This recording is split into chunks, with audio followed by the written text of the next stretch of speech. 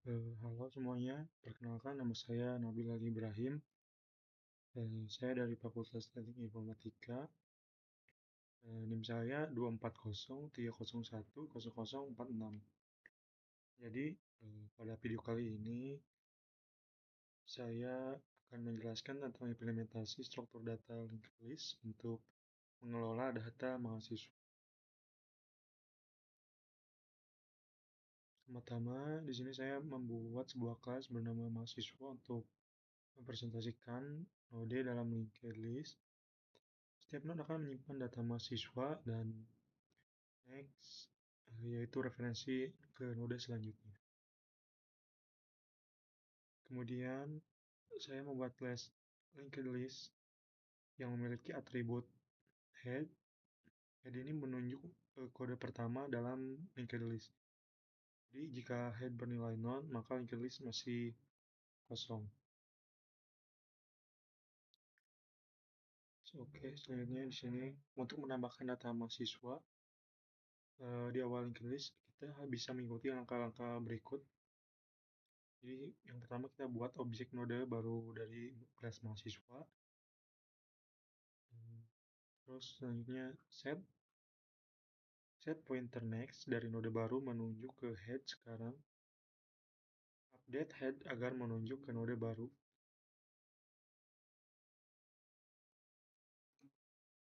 Dengan metode ini, data baru akan langsung menjadi node pertama di dalam linked list. Dan untuk menambahkan node di akhir, kita perlu menelusuri beberapa data. Apa namanya? Menambahkan data di akhir list, kita perlu menelusuri dari node pertama hingga node terakhir, yaitu node yang next yang bernilai non. Setelah itu sambungkan ke node baru ke node terakhir. Metode ini cocok untuk menambahkan data secara hmm, urut ke bawah. Untuk menghapus node berdasarkan npm, kita harus mencari terlebih dahulu node yang memiliki npm yang sesuai.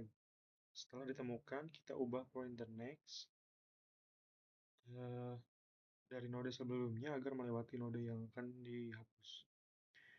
Jika node yang ingin dihapus adalah node pertama, maka kita cukup menggeser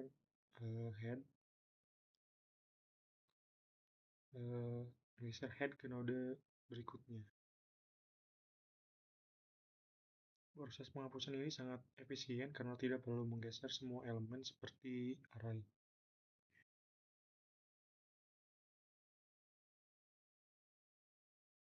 Selanjutnya untuk mencari dan menampilkan data,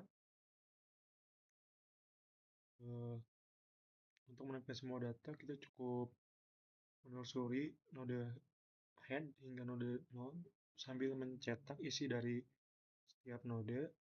Sedangkan untuk mencari kita lakukan pengecekan terhadap nilai npm pada setiap node.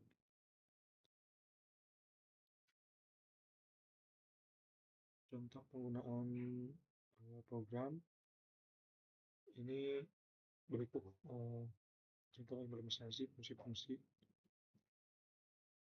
yang telah saya buat dalam program utama. Di sini saya menambahkan data 3 mahasiswa, menampilkan semuanya mencari satu data, lalu menghapus salah satunya dan akhirnya menampilkannya lagi. Jadi dengan menggunakan linked list ini, kita bisa mengelola data mahasiswa dengan efisien tanpa harus menentukan ukuran tetap seperti array. Jadi untuk hasilnya ini. Eh, Nah, ini untuk hasil dari kode berikut. Oke, selanjutnya di sini saya akan menjelaskan tentang algoritma binary search atau pencarian biner serta contoh implementasinya dalam program Python. Nah, jadi kita mulai dengan dua indeks low di awal array dan high di akhir array. Kemudian itu indeks tengah, mid sama ini.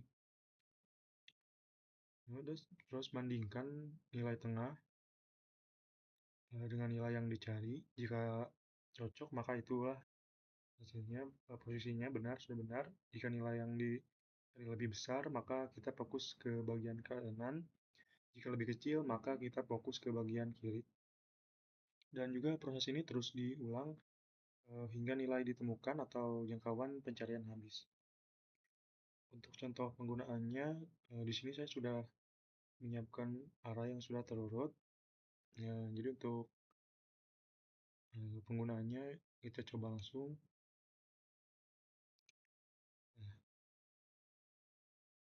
Lalu di sini kita coba masukkan nilai 25.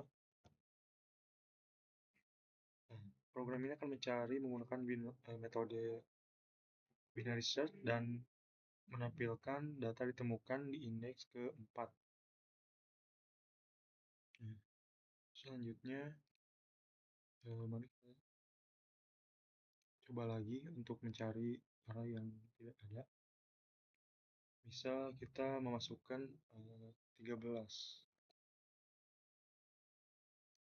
Nah, maka yang muncul adalah data tidak ditemukan dalam array. Nah, jadi kesimpulannya binary search hanya bisa digunakan jika data sudah terurut. Oke, terakhir di sini saya akan menjelaskan cara bekerja algoritma selection sort dalam bahasa Python secara bertahap, lengkap, dan juga cara eksekusinya.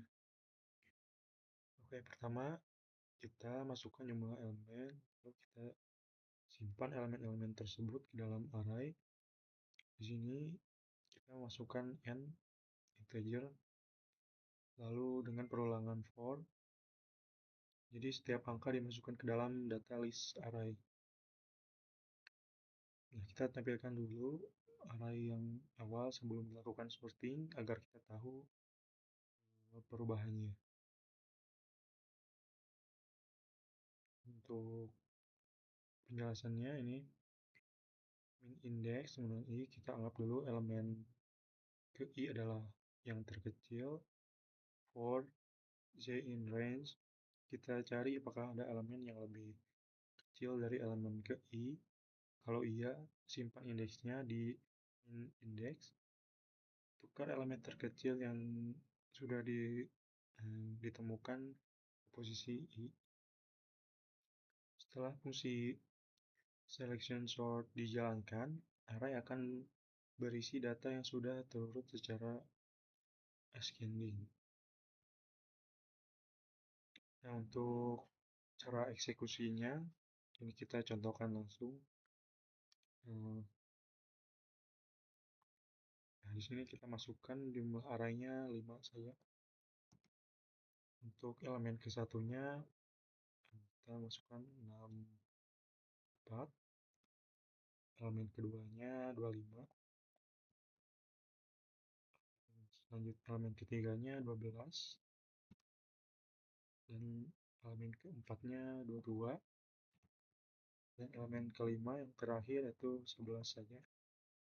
Nah, di sini akan ditampilkan array sebelum diurutkan dan juga array setelah diurutkan.